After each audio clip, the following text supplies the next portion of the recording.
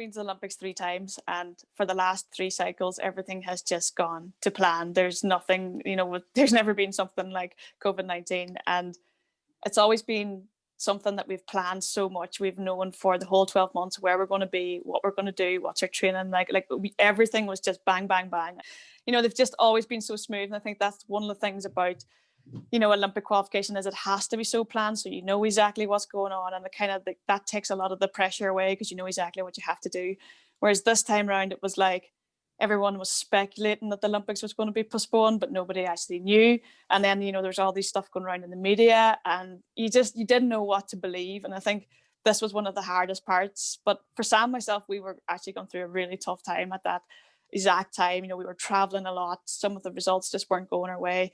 We felt like we actually needed a break, and we needed a training period, and we needed to kind of find ourselves a bit. So when it initially got postponed, I was kind of like, I felt it was a good thing because I felt we needed a bit more time. We needed to refresh our minds and mentally come back to where we needed to be to compete at our best.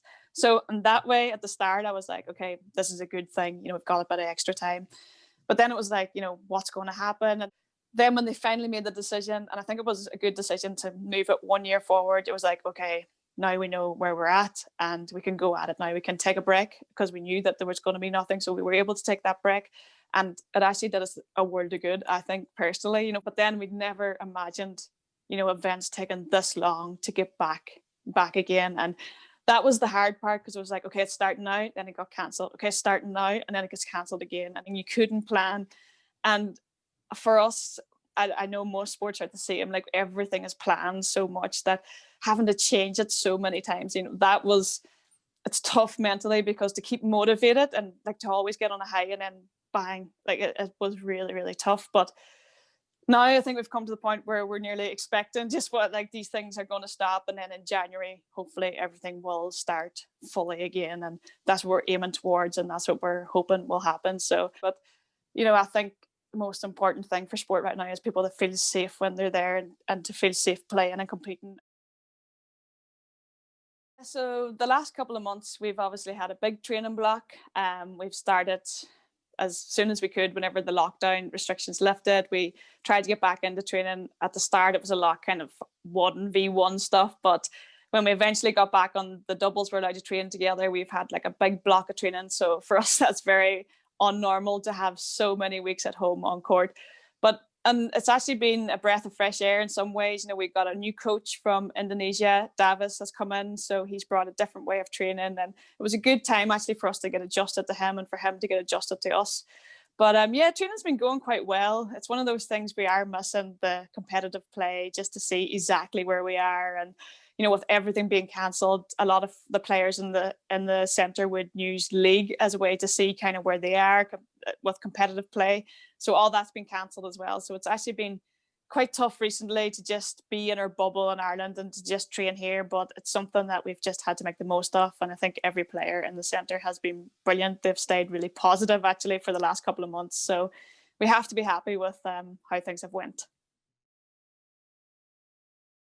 With tournaments starting again, it was a big positive, and we were all very looking forward to just getting back on court again. So Sam, myself, we went to Danish Super 1000, and it was just, everything was really different. But in fairness to the tournament, they ran a fantastic tournament. They were really strict with their protocols, and they did all the testing, and everyone felt really safe. And I think that was one of the biggest things for Sam and me, was that when we did go to these tournaments, that we were going to feel safe playing there, because it's like everyone now, we don't want to pick up Corona or COVID-19 because we know that we're going to be out for quite a while if we do that. And right now we want to try and be in our best shape possible when it comes around next year. So yeah, it was different, but it was in some ways a really good experience, so that we know for the next couple of tournaments that BWF are doing a good job and that we will feel safe traveling to these bigger tournaments. With the Olympic qualification starting in early March, end of February, well, that's what we think as of now. Nothing is fully confirmed yet, which is quite annoying, but that's how it is. But there is 2 tournaments in January in Thailand, and it's something that a lot of the players are planning to play to try and get ready for the Olympic season starting, or the Olympic qualification starting. So there is a lot of things to think about, with these tournaments now. The Badminton World Federation want us to go in quarantine before we start. So again, if you're traveling as part of a big team, that's quite okay because you've still loads of people to play with and train with before you start your tournament. But for Sam, myself, as a smaller country going, and now it's quite hard to bring people with you to these tournaments with not wanting a lot of people there. So it's a lot of things that are quite complicated now, and to go to Thailand. So it's not actually Olympic qualification points for Thailand, but to stay within the ranking to get into these tournaments, we kind of need to play in Asia in January. So it's one of those things. We just have to weigh up the options, see what's best for us, and yeah, we haven't made a full decision on it yet, but we're hoping to go to Thailand in January, and hopefully it'll be a positive experience there too.